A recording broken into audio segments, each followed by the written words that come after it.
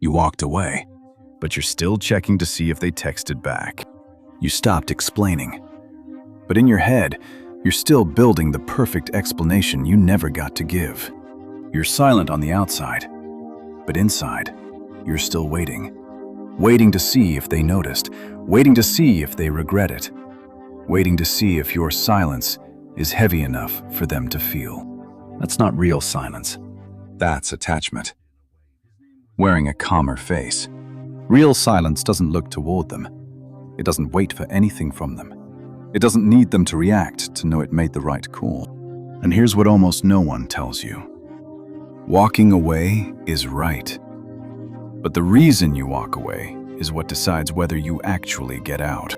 If you walk away to break their ego, you're still letting them control your direction. If you walk away because staying is breaking you, that's when silence becomes real strength. That's the difference. And it's not a small one. In this video, you'll learn why you can't stop reacting, even when you know it doesn't help. You'll see what real silence looks like from the inside, not the outside. And you'll know the one thing to do after you walk away, so you don't get pulled back to the same place. Let's begin. You're not silent because you're weak. You react because you were programmed to. They don't just want to hurt you. They want to watch what the hurt does to you. They want the long message. They want the explanation. They want your voice to shake when you're trying to hold it together. They want proof that they can still reach you, that there's still a way in to where you keep the things that matter most. Because as long as they can make you react, they know they still have power. Your anger gives them something to fight. A long message gives them something to twist. Tears give them something to dismiss. Your explanation gives them something to use. Every reaction is fuel, different form, same result. You keep thinking if you explain it better, they'll understand. You keep thinking if you're more patient, they'll see. But that's not what's happening. What's happening is, you're proving to them that you're still there, still reachable, still haven't gone anywhere. And that's what they need. Not understanding, confirmation. Their confidence doesn't come from being right. It comes from one assumption. No matter what they do, you'll still respond. They act cold, you ask what happened. They disrespect you, you explain why it hurt. They go quiet, you rush to fill the silence. They give less, you bring more. That's the script. And you've been running it, not because you're foolish, but because you were programmed to. There's one question worth asking before you send anything. Not, am I right? But, am I saying this from dignity, or because their ego is waiting for me to react? That question can save you. Nicopolis, northern Greece, after Epictetus was expelled from Rome. He had been a slave in Rome, beaten, sold. He lost everything on the outside, but he held something his owners could never take, the right to decide his own response. No man is free who is not master of himself. He didn't write that about legal freedom. He wrote about the one thing not even chains could take, if you didn't hand it over yourself. Self-control doesn't mean you don't feel it. It means the pain doesn't become a performance for someone who has already shown they can't hold your heart with care. You still feel. You just no longer let that feeling make decisions for you. Those are two completely different things. Next time you feel the pressure to react, stop before you type. Not to suppress it, but to recognize you're about to step into a script someone else wrote for you. Whether you enter or not, that's your decision, not a reflex. But here's what you need to know next. Silence on the outside isn't enough. Something is happening inside you, and that's what decides whether you actually get free. Your absence is a mirror. They can't look into it while you're still standing there. There's something that happens every time you explain. Not that they understand more. Not that they see your point. Not that the conversation goes somewhere that matters. What happens is, they get more material to use. When you get angry, they talk about your anger. When you explain, they talk about your tone. When you try to stay calm, they say you're being cold. When you cry, they say you're too sensitive. When you go quiet, they say you're sulking. Notice something? The focus is never on what they did. The focus is always on how you responded to what they did. That's how people escape accountability. They create the wound, then they judge how you bleed. They create the chaos, then they point at your reaction as proof that you're the problem. And as long as you keep explaining, you keep giving them material. Not because you're wrong, but because you're playing on their field, by their rules, in the role they wrote for you. There's a point where explaining stops being communication. It becomes something else. You're negotiating with your own dignity. You keep telling them what hurt you, why it wasn't fair, why you're not asking for too much, why your boundary isn't an attack. You try to prove your intentions were clean, your heart was real, your pain was valid. But notice, you're asking for permission. Permission to feel what you already know is true. That's not communication. That's filing an application for respect with someone who already decided not to grant it. Someone who wants to understand you. They don't need you to explain the same thing 10 times. They may need time, they may not get it perfectly, but they care about the impact of what they did to you. Someone who doesn't want to understand you does something different. They make you explain the same wound, until you start wondering if it was really a wound at all. They turn your tone into the issue. They turn your boundary into arrogance. They turn your need to be respected into pressure. And if you keep explaining, you keep helping them do that. Here's what few people say directly. Your absence can say what your words couldn't. Not because it's dramatic, not because it sends some kind of signal, but because when you walk away, the pattern stands there alone. No explanation from you to cover it. No anger from you to redirect blame. No patience from you to make it seem less serious than it is. Only the pattern and the truth of what they created. Think of someone who only notices the damage when you stop cleaning it up. You stayed after the argument and said, "It's fine." The next week you stayed and said, "I understand." The month after you stayed and said, "I'll try harder this time." Every time. They didn't learn anything new. They just learned that you would keep staying. As long as you keep explaining, forgiving fast, coming back early, you are the shock absorber. You're always there to make the situation survivable. When you stop, for the first time, they face the real weight of what they've been doing. No one to absorb it, no one to blame, no one to make it a problem between two people. Just them and what they chose. That's not revenge. Revenge requires you to stand there and watch. This is different. This is you stopping the protection of someone from the natural consequence of their own behavior. 161 AD, Rome. Marcus Aurelius had just become emperor. He was facing war on the eastern border, plague spreading through the city, and the people closest to him weren't always trustworthy. He wrote, not for the public. He wrote for himself in private journals that would later be called the Meditations. And he wrote this: "Waste no more time arguing about what a good man should be. Be one." That wasn't philosophy for the page. It was a reminder he gave himself in the middle of pressure, betrayal, and people who wouldn't stop questioning his worth. Stop arguing your value with someone who has already decided not to acknowledge it. Stop proving your loyalty to someone who used your loyalty as leverage. Stop trying to be understood by someone who pretends not to understand in order to avoid accountability. Let action speak. And action sometimes means pulling back. Explain once, clearly, calmly. If they're willing, the door is open.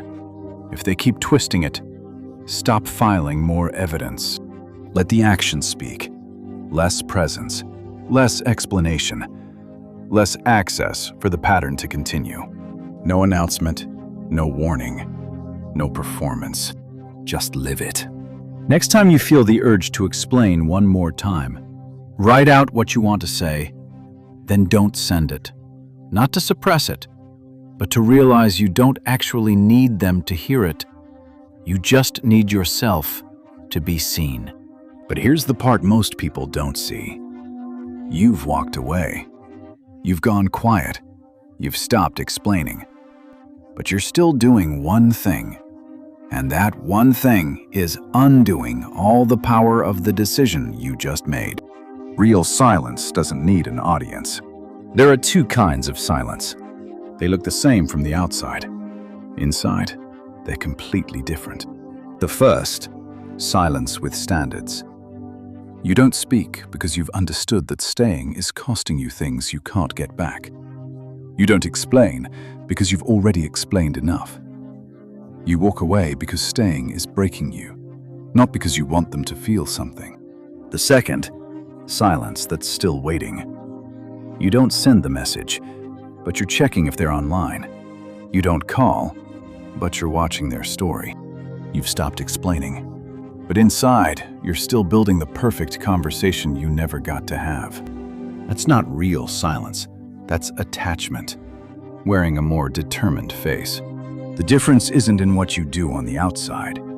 It's in the question you ask yourself every day after you leave. Did they notice?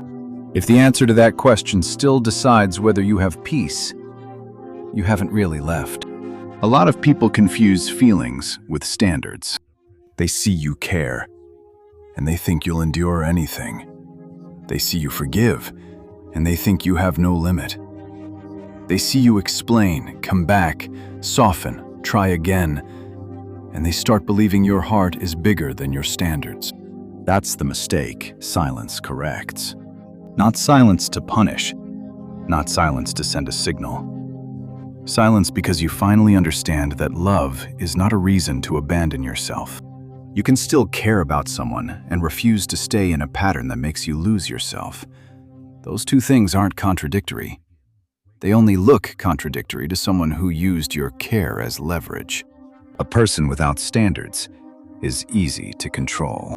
If they know your love always overrides your dignity, they'll keep testing the limit.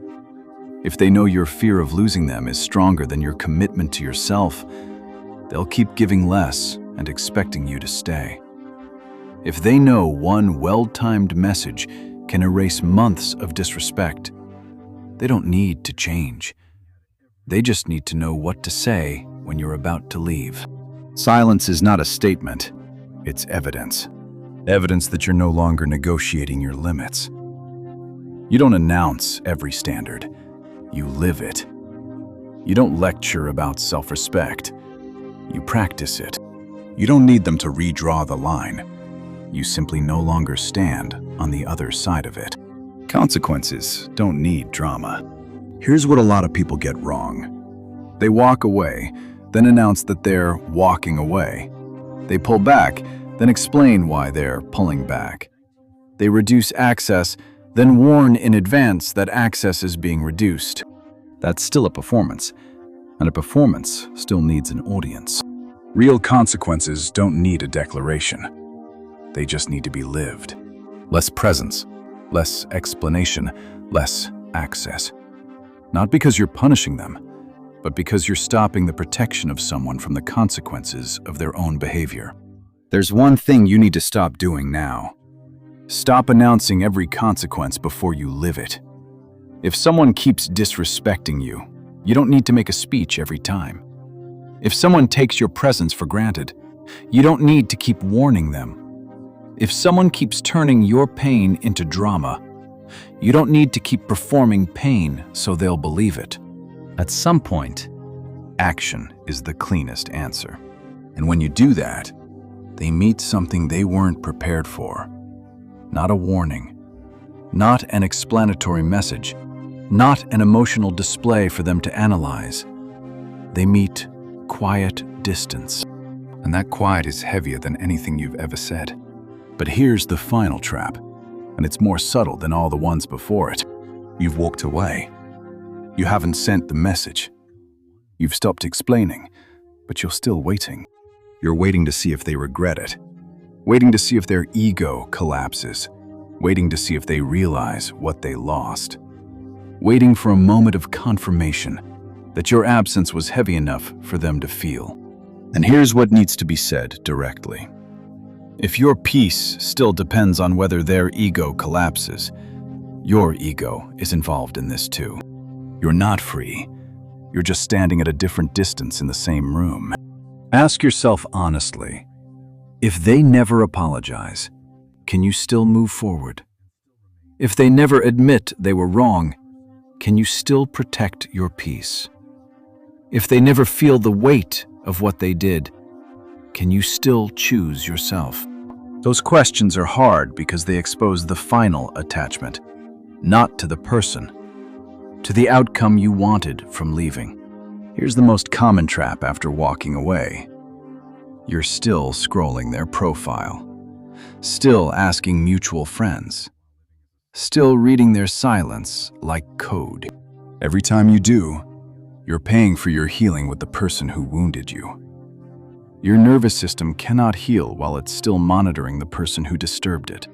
This isn't weakness. It's the most normal thing in the world. You want to know that you mattered. You want proof that your leaving made a difference. You want the universe to confirm that your pain wasn't imaginary. But if you make their acknowledgement the price of your freedom, you're still not free. Real freedom begins when you can say, maybe they'll see it, maybe they won't, but I will no longer sacrifice my peace waiting for that. That's not softness, that's command. 65 AD, Rome. Seneca was writing the last letters of his life to his friend Lucilius. He knew he didn't have much time. Nero had given the order. But he didn't write about death. He wrote about attention. Recede inte ipse. Withdraw into yourself. Not to hide, but because it's the only place no one can occupy, if you don't hand it over yourself. He didn't wait for Nero to confirm his worth. He wrote, "Next time your hand wants to open your phone to check if they've messaged, put the phone down. Then do one thing that belongs to your life, however small. One page of a book, 10 minutes walking. One thing you've put off for too long. Not to punish them, not to prove you're fine, but to teach your nervous system the most important lesson. Your peace does not need them as a witness to exist." Real silence doesn't need an audience. It doesn't need anyone watching. It doesn't need anyone to confirm it.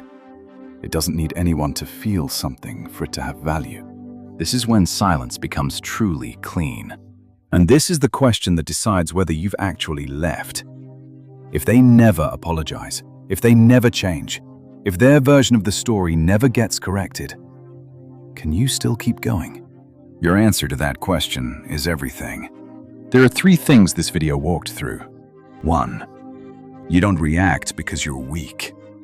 You react because you're running a pre-programmed script, one built so you can't not respond. They act a certain way. You react a certain way. The cycle repeats. Not because anyone is right or wrong, but because it's a pattern. And patterns don't need a reason. They just need your participation. Silence is the moment you realize you've been reading from a script and you choose to put it down. 2. Your absence doesn't need an explanation. When you stop explaining, stop providing material, stop making the situation survivable, the pattern stands there, alone. No reaction from you to cover it, no patience from you to make it seem less serious than it is. Your absence says what your words said 10 times. And were never heard. Not because it's dramatic, but because it's true. And truth doesn't need to be repeated. It just needs to be left standing on its own. 3. Real silence doesn't look toward them. It doesn't stand at a distance watching to see if they regret it. It doesn't scroll their profile for signs. It doesn't read their silence like code. It doesn't need them to admit it. Doesn't need them to change. Doesn't need them to feel the weight of what they did. Real silence turns toward you. It asks, What do I want from my own life? What have I been neglecting while busy trying to prove myself to the wrong person? What do I need to relearn so I stop needing someone else to witness my peace? That's the real work. Not watching them, not waiting for them to realize, not building a life so they can see that you're okay. Build a life because you want to live it. And now, the question this video opened with. You thought walking away in silence was to break their ego. Now you know. Real silence doesn't look toward them. It doesn't wait for their ego to collapse, doesn't wait for them to regret it, doesn't wait for the universe to hand you the moment of confirmation you deserve. Real silence looks in only one direction, toward you. Not because you're called, not because you no longer feel anything, but because you've understood that continuing to hand your peace to someone else to manage is the surest way to never have it. The strongest person isn't the one who makes others regret losing them. The strongest person is the one who keeps walking.